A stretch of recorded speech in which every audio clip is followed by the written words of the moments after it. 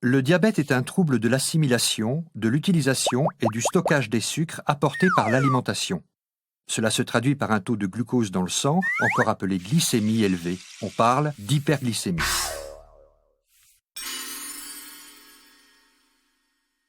Les aliments sont composés de lipides, protides et glucides. Ce sont eux qui fournissent l'essentiel de l'énergie dont a besoin le corps pour fonctionner, qui passent dans l'intestin, puis rejoignent la circulation sanguine. Quand on mange, le taux de sucre dans le sang augmente. Les glucides sont alors transformés essentiellement en glucose. Le pancréas détecte l'augmentation de la glycémie. Les cellules bêta de celui-ci, regroupées en amas, appelées îlots de Langerhans, sécrètent de l'insuline. Celle-ci permet au glucose de pénétrer dans les cellules des muscles, des tissus adipeux, ainsi que dans le foie, où il va pouvoir être transformé et stocké. Ainsi, la glycémie peut augmenter légèrement, puis revenir à un taux normal, et le glucose être converti en réserve et en énergie. Chez les personnes atteintes de diabète, ce système ne fonctionne pas. Par un dosage de la glycémie pratiquée en laboratoire. Un diabète est avéré lorsque la glycémie à jeun est égale ou supérieure à 1,26 g par litre à 2 reprises ou à n'importe quel moment de la journée égale ou supérieure à 2 g par litre.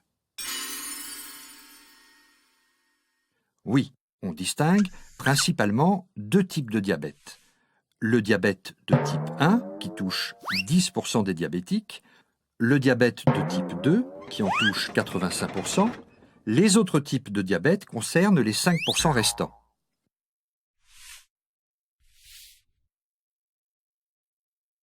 Anciennement appelé diabète insulinodépendant et habituellement découvert chez les personnes jeunes, enfants, adolescents ou jeunes adultes, les symptômes sont soif intense, urine abondante, amaigrissement rapide. L'organisme ne reconnaît plus les cellules bêta du pancréas et les détruit. On dit que le diabète de type 1 est une maladie auto-immune. Le glucose ne pouvant entrer dans les cellules retourne dans le sang. Le taux de glucose dans celui-ci s'élève. On ignore pourquoi cette destruction des îlots de Langerhans se produit chez certains et pas chez d'autres. Il existe une prédisposition génétique, mais les autres causes sont mal connues. L'environnement pourrait avoir également un rôle.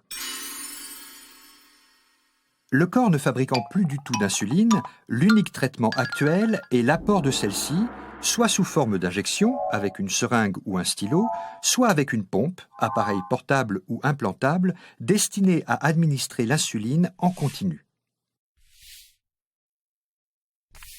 Ce diabète apparaît généralement chez les personnes de plus de 40 ans. Cependant, les premiers cas d'adolescents et de jeunes adultes touchés apparaissent en France. Le surpoids, l'obésité et le manque d'activité physique en sont la cause chez les personnes génétiquement prédisposées.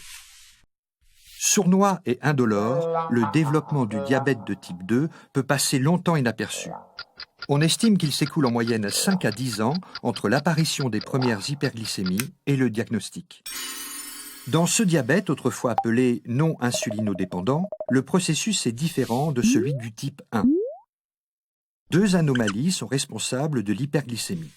Soit le pancréas fabrique toujours de l'insuline, mais pas assez par rapport à la glycémie, c'est l'insulinopénie, soit l'insuline agit mal et on parle d'insulinorésistance.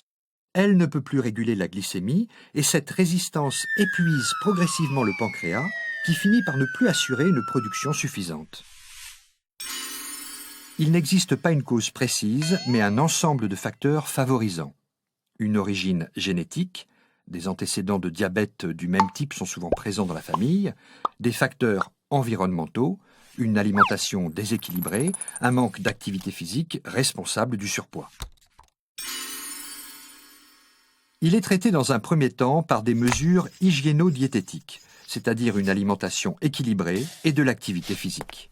Puis, on a rapidement recours à des traitements antidiabétiques oraux ou injectables. Leur efficacité n'est optimale que s'ils sont associés à une alimentation équilibrée et à une activité physique régulière. Le diabète de type 2 est une maladie évolutive. Après l'augmentation progressive des antidiabétiques, des injections d'insuline seront proposées aux patients lorsque la carence en insuline sera trop importante. Le but du traitement dans les deux diabètes est de normaliser la glycémie. Les hyperglycémies répétées et prolongées entraînent à long terme une altération des nerfs et des vaisseaux sanguins présents dans tout le corps. Ce sont les complications du diabète, qui peuvent se traduire par une cécité, des atteintes des pieds pouvant conduire à des amputations, des infarctus et des accidents vasculaires cérébraux, des troubles de l'érection ou une insuffisance rénale. Malgré la recherche médicale qui avance tous les jours, le diabète reste une maladie qui se soigne très bien, mais qui ne guérit pas. Il faut donc toute sa vie se surveiller, garder de bonnes habitudes alimentaires et une activité physique, prendre régulièrement ses médicaments. Un diabétique peut donc être un malade en bonne santé. Oui à la qualité de vie.